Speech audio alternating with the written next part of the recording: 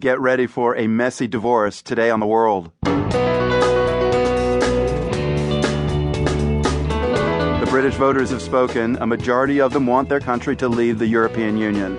In Brussels, it feels like a marriage on the rocks. You're having problems with your spouse, and then you wake up to divorce papers. The British people clearly are not happy with their membership. And that means some tough mediation sessions. After the divorce, you need a settlement. And the settlement is where the terms of trade will come in with the EU. Even this pro-leave politician admits confusing times are ahead. I suppose uncertainty is the word that best describes how a lot of people here in the UK are feeling. So there is a real job of work to be done to get those people to feel confident that the UK can make it on its own. Those stories today on The World.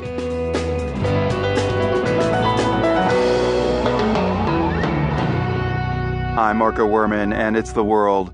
When you turn the page and land on a chapter without a title, it's hard to say what's coming next. Welcome to Brexit World, a place where we're really not sure what is going to happen next. For the next hour on The World, we're going to look at how Brexit may change life in the UK, in Europe, in a lot of places. One photo today on Twitter captures it. A table laden with fine European food on one side, on the other, a solitary can of baked beans, the classic English favorite. In other words, with Brexit, Brits are closing their doors on the continent and embracing the old ways of the United Kingdom. James Cleverly is a Conservative MP in the UK. He was one of the prominent campaigners to leave the EU. I think that most people were expecting it was going to be a tight result. And to be honest with you, I think that the majority of people also thought that it was going to be a Remain vote. So the fact it was tight was not a surprise, but I do think there was a bit of a shock that the country did vote to leave the EU. I suppose uncertainty is the word that best describes how a lot of people here in the UK are feeling. Hearing you speak, I think it's kind of remarkable that someone who supported the Brexit is, you feel kind of, it sounds like you're on the fence still. Why did you do this? Why did you support the vote? No, I'm absolutely not on the fence. I am confident that the UK's best future is outside the EU.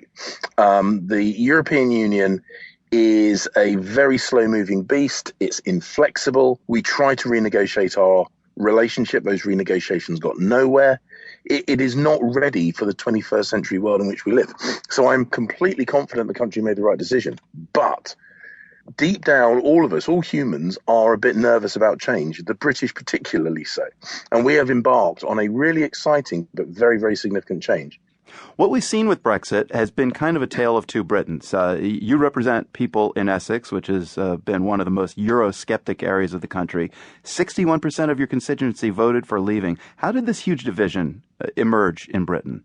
I think that is the most important question that we take out from this. If you look at the picture of who voted for Remain and who voted for Leave, there is a very distinct split in the UK. The most obvious one is the split between Scotland and the rest of the UK.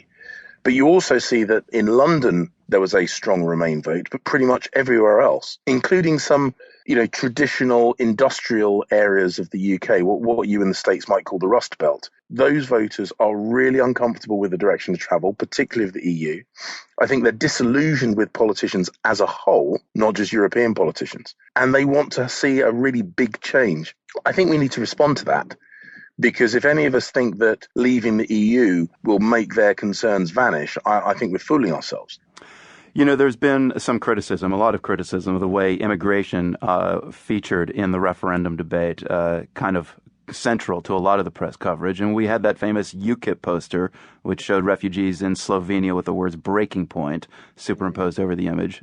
Your own mother emigrated from Sierra Leone to the UK. How have you felt about the way immigration has been discussed in the whole Brexit referendum? I felt very uncomfortable. I'll be completely straight with you. I felt very uncomfortable with that poster. I think that there has been a demonization amongst some people in the British political scene of refugees and migrants, which I think is deeply, deeply unpalatable. But those ideas have been given oxygen because a lot of people feel that the British immigration system isn't working.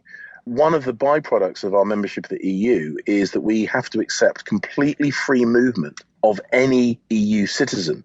So to put that into perspective, it's like the USA having a completely open border with any country in Latin America and having absolutely no say who comes. And that's something that I'm sure Americans wouldn't be comfortable with. And that's the kind of thing that does need to be addressed.